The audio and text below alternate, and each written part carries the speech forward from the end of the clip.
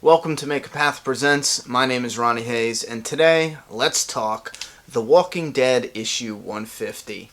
If you guys want to see all the variants, if you don't know, there were different covers that came out alongside of this one. I made a separate video just going over my favorite cover and showing off some of the others. So link will be in the description. You can go check that out. Now, getting right to this, I always ask you guys for one word to describe an issue. Put that down in the comment box. Give me one word that you would pick to describe this issue. Listen, this is an awesome cover, but I really feel that the title with the image stole some of the impact of this issue. After reading this, it was kind of not up to the expectations. Now, had I not known that he was going to get beat up and betrayed, I think maybe it would have punched me in the gut a little harder, or maybe even at all for some of us. Don't get me wrong, I love this cover. I think this is great with the 150, but afterwards part of me was kind of hoping they would have, or instead I would have preferred, I should say, maybe a scared Rick looking back over his shoulder at us with the 150 in the background, if they wanted to do the 150. And I say that because when I was reading it, knowing it was coming, I mean, a lot of covers, they'll be completely different than what happens in the issue. A lot of covers are like that. But recently with issue 100 and on, I've noticed there's a lot more that are extremely accurate to the comic than the beginning of the series. Covers were more symbolic. More often they weren't exact panels. But yeah, I kind of wish that wasn't the cover. Now, with that being said, I will defend this issue at the same time saying that I'm fine that it was not a knock you out, awesome, amazing, some crazy big death happens in 150. And I know some people are not going to be happy with saying that. You're probably going to call me a fanboy, some of you. But I have to defend that by saying one thing, and I think if you guys will hear me out on this, most of you will agree. I do not believe they should force a major death in an issue because of the number. I don't believe that's the case. I believe that ruins creativity. Now, Robert Kirkman has a story he's giving us. To contaminate his story and force something major happening that can, change the entire comic. Because when major characters die, it changes, what happens in a major way. Because those characters are no longer around to partake in the storyline and to change what happens within the storyline. Like if Michonne died, way back when, a lot of her storyline would be affected in this issue. She wouldn't be there to do any of it. So no, I do not want them to contaminate the story or force a major death in this issue simply because it's a milestone issue, being number 150.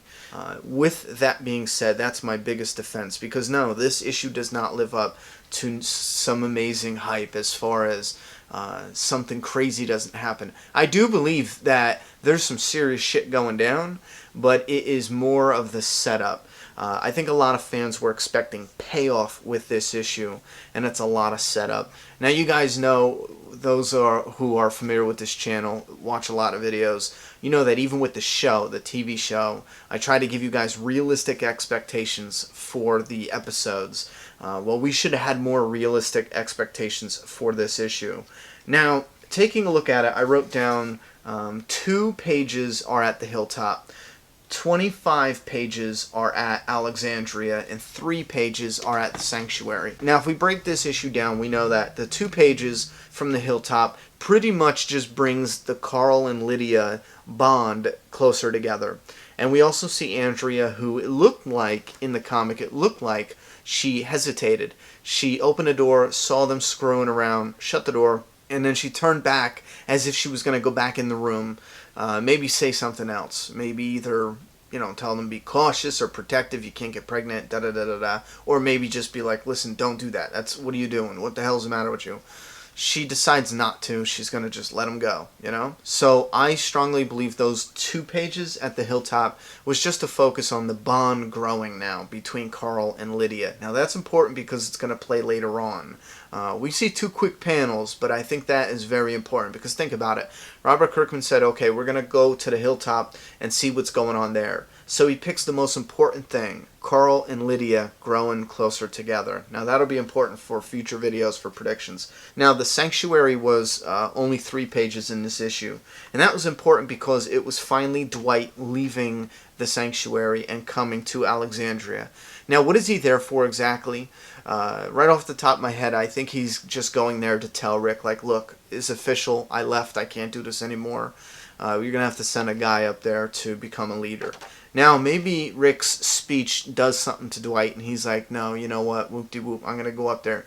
Maybe he even decides to become a civilian or a citizen, or maybe even an army member, or a member of the army. I don't know. Maybe he signs up at Alexandria, and instead of being a leader at the sanctuary, he wants to just start fresh at Alexandria. Now, that might even become interesting because then saviors, if they decide to attack Alexandria or not work with them anymore and not be allies, be enemies again instead, then they might, you know, put Dwight on a most wanted list. So they might have some animosity because he left.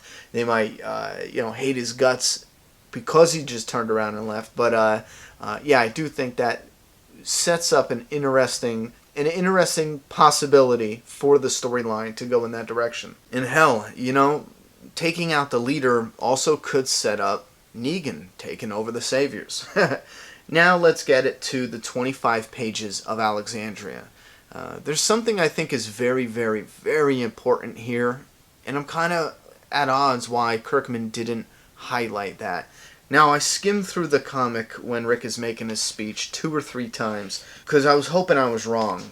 Because I see Rick say, when he's talking about being attacked, he said, "And now we have suffered a violent and deadly attack. We have lost people in a way that reminds us of those earlier days." And I think we can all admit to being at least a little scared. Now, when he's talking about this speech, his biggest point in the speech is the fact that he's scared to death that we are going to lose everything we have, everything we have built.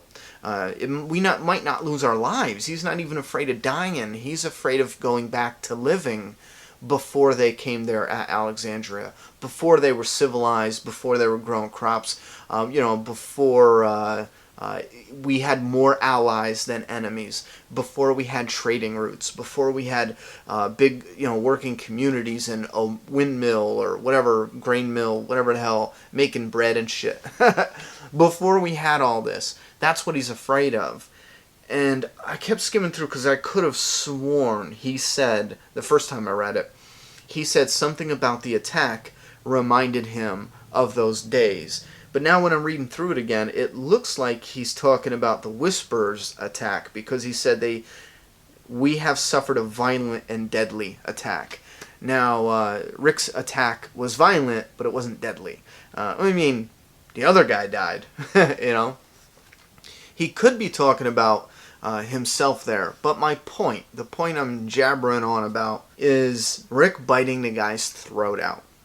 When you add this to the dialogue here, I think that is probably one of the most subtle, amazing story elements that's probably almost always going to get overlooked. He's talking about not going back to the past, of how, you know, violent, deadly, just cold and disturbing that past is. People having to do shit they didn't want to do.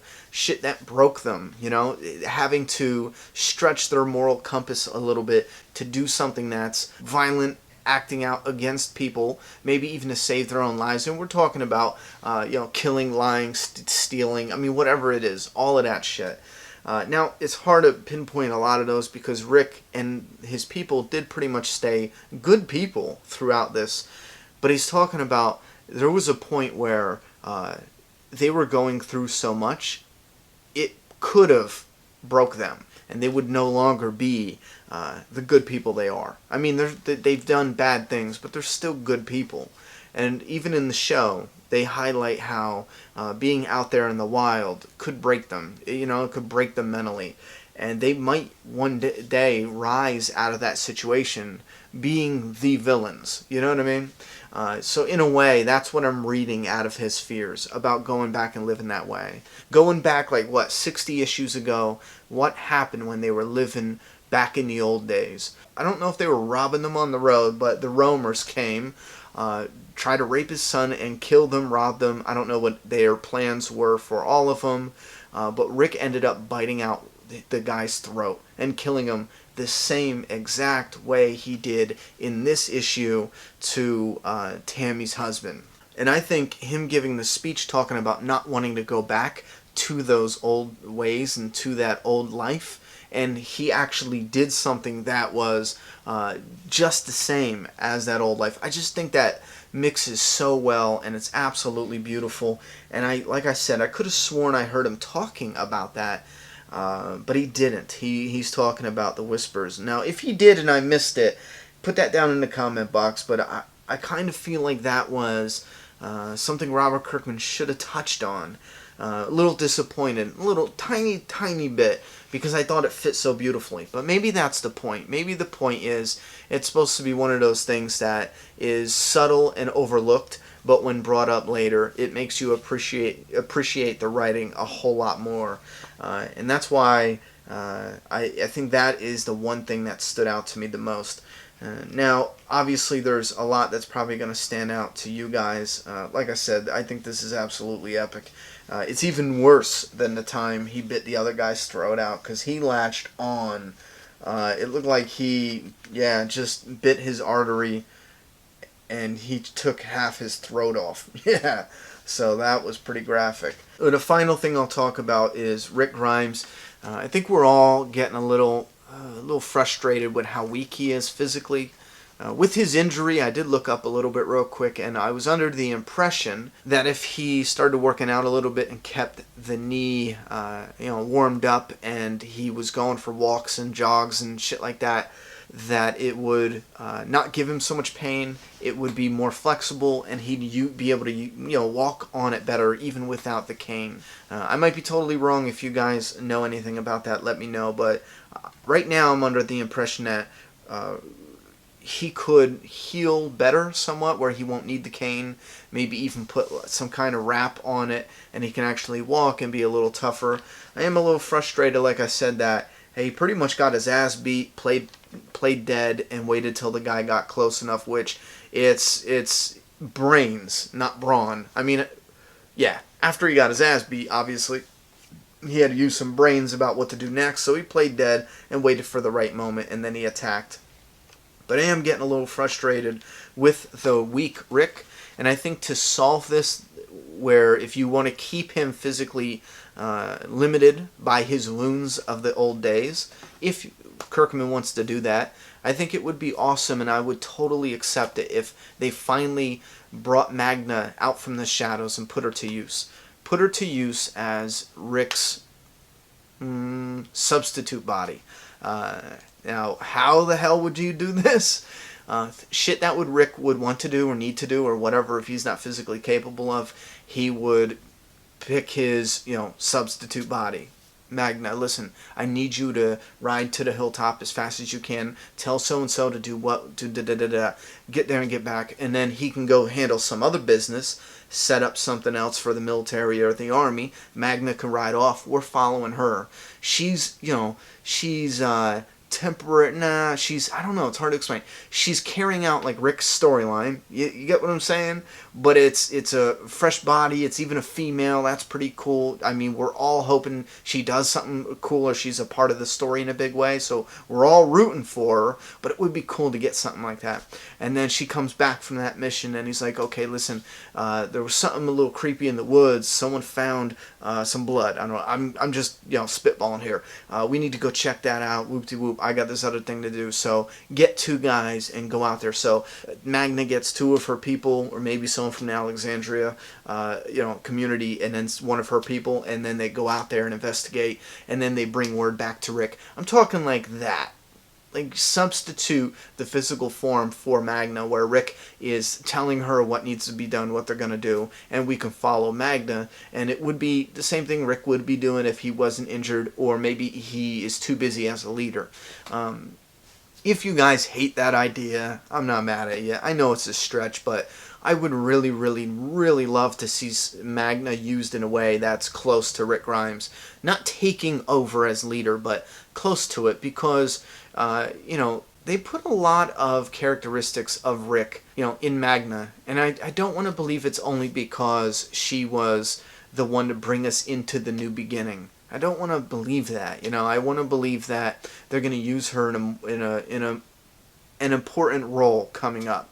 Anyhow, I'm going to shut up, let you guys tell me what you thought about issue 150 of the Walking Dead comic.